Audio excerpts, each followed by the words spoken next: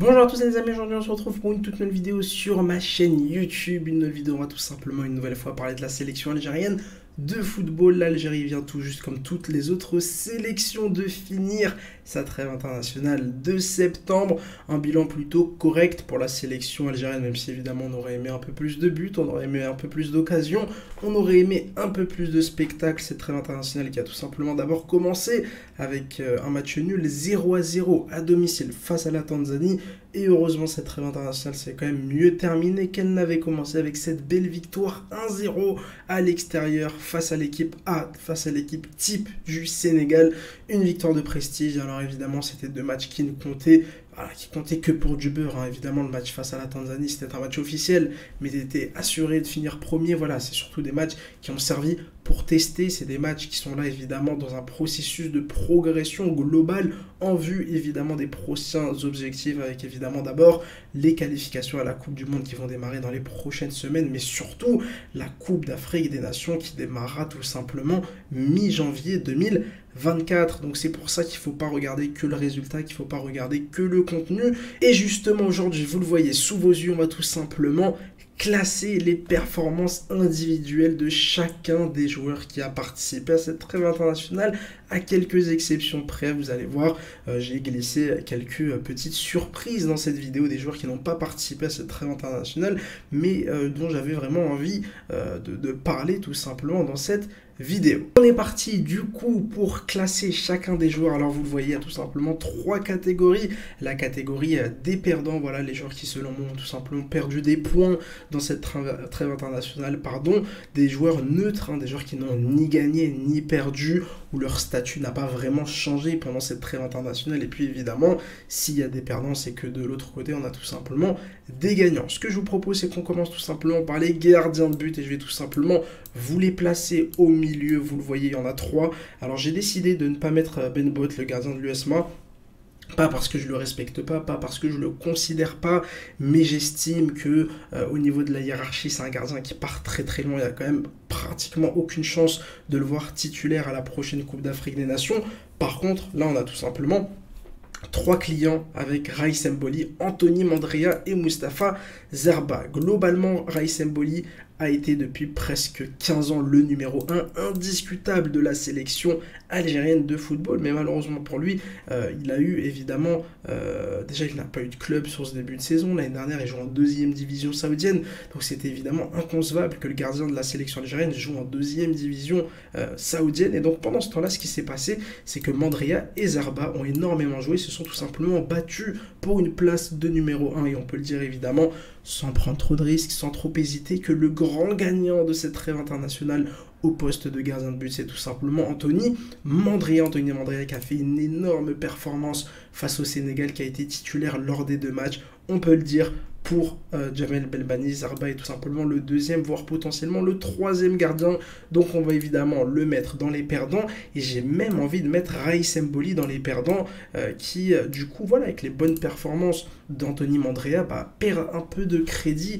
Et c'est vrai que si Raïs Mboli joue avec le CRB, joue en Ligue des Champions avec le CRB, et performant avec le CRB, mine de rien, il a 2, 3, allez, 4 mois maximum, même pas, pour tenter de reprendre sa place de numéro 1 à Anthony Mandrea, qui lui aura été très performant pendant cette trêve internationale, qui n'a pas encaissé de but sur ces deux matchs-là, qui a été presque héroïque, on peut le dire, face au Sénégal. Donc voilà, pour moi, Mboli, Zerba, perdant, et évidemment, Anthony Mandrea, grand gagnant. Les amis, je vais tout simplement prendre les joueurs un peu dans le désordre. On va tout simplement écouter parler par exemple de Kevin Guitoun et Youssef Attal.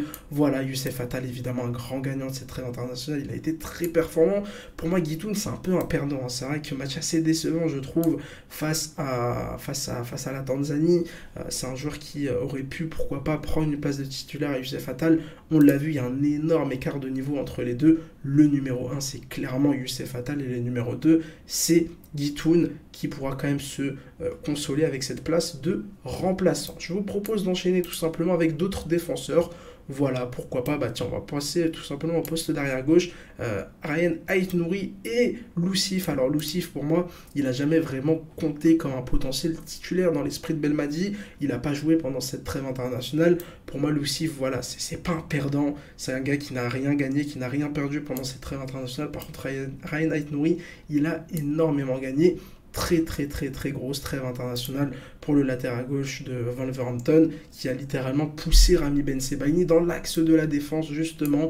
Rami Bensebaini est pour moi aussi un gagnant de cette trêve internationale, lui qui s'installe définitivement je pense au poste de défenseur central en sélection. Il aura été quand même très performant pendant cette trêve internationale, titulaire face à la Tanzanie, titulaire face au Sénégal, clairement voilà, le gagnant tout simplement pour moi de la défense avec Youssef Attal, avec Aït-Nouri. On va continuer avec les défenseurs. Touba, forcément, c'est un perdant, les amis. C'est un perdant parce qu'il n'a même pas joué pendant cette trêve internationale. C'est un joueur qui, clairement, dans la hiérarchie, est très très loin maintenant dans les défenseurs centraux.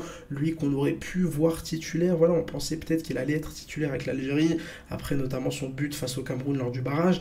Mais malheureusement, il aura été quand même assez décevant sur les quelques fois où on l'aura vu la saison dernière, notamment avec le maillot de l'Algérie, et c'est pour ça que pour moi le fait que Touba n'ait pas joué pendant cette trêve internationale, ça prouve bien qu'il a vraiment perdu toute la confiance de Belmadi, et je le fais tout simplement reculer dans la hiérarchie, et je le mets du coup dans les perdants. On enchaîne les amis avec deux autres défenseurs centraux, Tougaï et Mandi. Pour moi, Tougaï était assez performant face à la Tanzanie, mais étant donné qu'il n'a pas été titularisé derrière, je sais vraiment pas quoi faire avec Tougaï. Je vais le mettre dans les neutres. Mandi aussi, il m'a un peu fait peur par moment face au Sénégal. Voilà, pour moi, c'est deux joueurs qui n'ont pas encore une fois clos le débat qui va accompagner Ben Sebaini lors de la Coupe d'Afrique des Nations dans l'axe de la défense. Personnellement, je préférais que ce soit Tougaï plutôt qu'Aïssa Mandi qui a quand même de gros soucis de vitesse, mais il y a encore un petit débat entre les deux, et peut-être que lors de la prochaine trêve internationale, on aura tout simplement le fin mot de l'histoire, et on saura enfin qui sera tout simplement le joueur qui accompagnera Rami Bensebaini. Les amis, on va tout simplement enchaîner avec les milieux de terrain. Écoutez, je vais tous vous les aligner ici. On a Shaibi, on a Zerouki, on a Zorgan, on a Boudaoui, on a Abdelli, on a Ferrouli, et on a Khadri. Là il y a du monde, là il y a du très très très très beau monde. Je vais commencer tout simplement par les perdants pour moi de cette trêve internationale. On commence tout simplement avec Abdelli qui n'aura pas su convaincre. On sait qu'il y a une énorme concurrence au milieu de terrain. Faut pas oublier qu'il manquait Benasser, faut pas oublier qu'il manquait Oussem Aouar, faut pas oublier qu'il manquait Nabil Bentaleb. Il y avait pas mal d'absents à ce poste de milieu de terrain, et pour moi clairement Abdelli il n'a pas complètement convaincu. Il a raté des grosses occasions face à la Tanzanie. Alors évidemment il jouait pas dans un poste qui est le sien en club, mais à un moment donné en sélection, voilà, on te donne des miettes, avec ces miettes là il faut réussir à faire des choses fantastiques. On va tout simplement maintenant enchaîner avec un autre perdant dans cette trêve internationale. Pour moi c'est tout simplement Zerouki qui a pour moi été l'un des plus mauvais face au Sénégal, si ce n'est le plus mauvais du côté de la sélection algérienne. Match très compliqué face au Sénégal. Alors c'est un joueur, j'arrive pas trop à comprendre pourquoi, mais il garde énormément de crédit tout simplement auprès de Djamel Belmadi. Voilà, on fait confiance évidemment au coach. Le coach voit des choses à l'entraînement que nous on ne voit pas, mais vraiment moi j'arrive pas à comprendre. J'arrive pas à comprendre la place, l'importance qu'a pris Zerouki depuis qu'il est arrivé en sélection algérienne.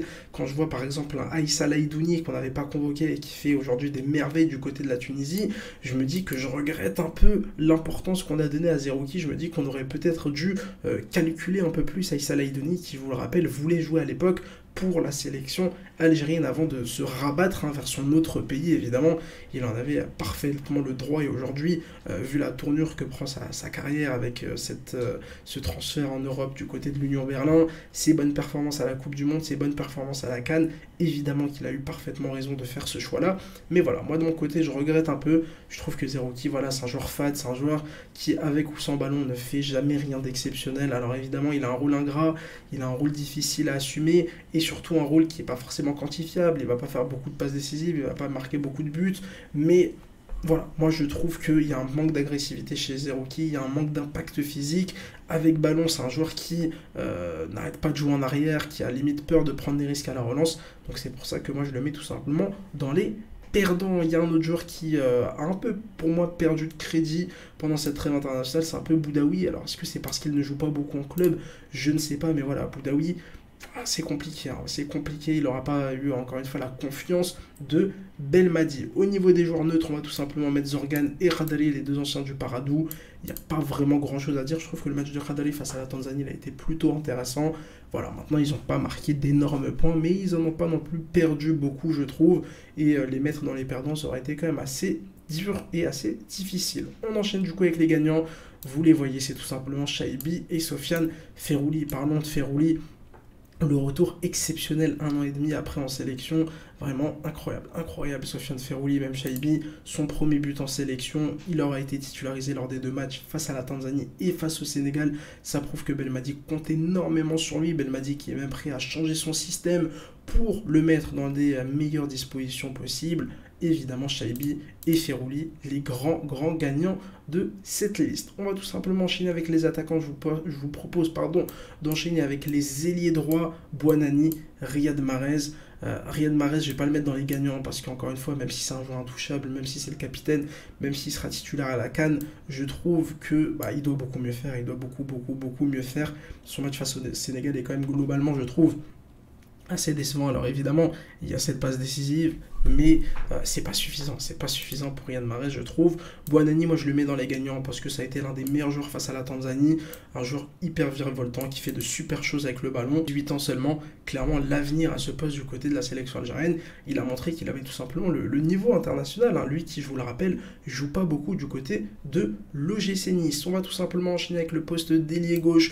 Vous voyez, j'ai Benrahma, j'ai Belaïli.